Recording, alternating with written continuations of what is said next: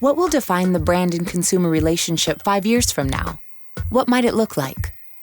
I think what we're going to see is much more of a relationship where it's a conversation between the brand and the organization, where the values are co-created. Today, most of the marketing activities, most of the products we have, we put value in them, supposedly, and then the consumer buys it, takes it home, wherever they go, and extracts that value.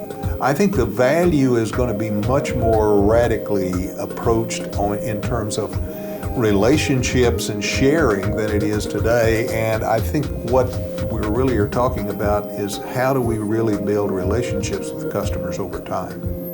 With an increasing amount of inbound points of view from customers, how are you as a marketer leveraging those opportunities to further build your brands?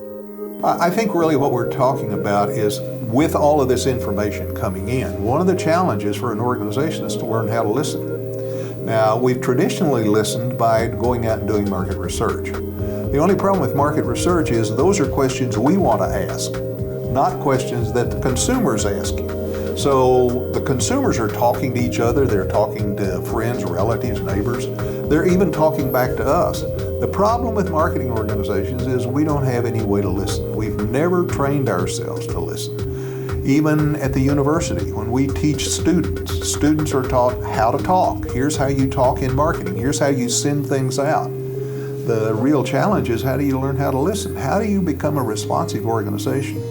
Marketers are not responsive. Marketers have never been responsive. We send it out, then it's up to you to respond. But what we're looking at today is, if I send it out to you now, and if you respond back to me, now what do I do? Because we're not prepared for that. That's not what marketing organizations have been trained to do. It's not what their people know how to do. It's not what the organization knows how to do. What advice can you provide to effectively gain and hold consumer attention, given the explosion of information and choices available?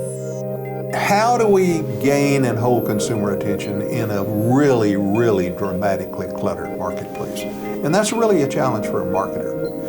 Historically, what we've done is we've said we'll be able to do this by having creative breakthrough, big ideas, things that people will see, hear, get all excited about.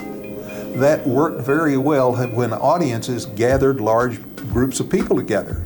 Today, what we have is a fragmenting marketplace, and what's really happening is today you have to understand what media forms consumers are accessing and then be there.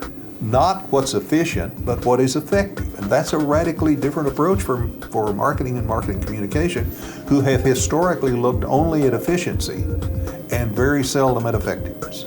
What is the biggest challenge or opportunity facing the future of marketing communications? We have traditional systems and things that we've done for years and years. We've done them over and over. They've become codified. They're not terribly relevant today, but we continue to use them because they're comfortable. They're easy. People know what to do, and people know what their roles are. The roles are all changing. The rules are all changing. You've got to change the marketing organization. Functional silos are the biggest problem we've got. The advertising guys are over there, the direct marketing guys are over there, and we always know where the PR people are. They're at lunch.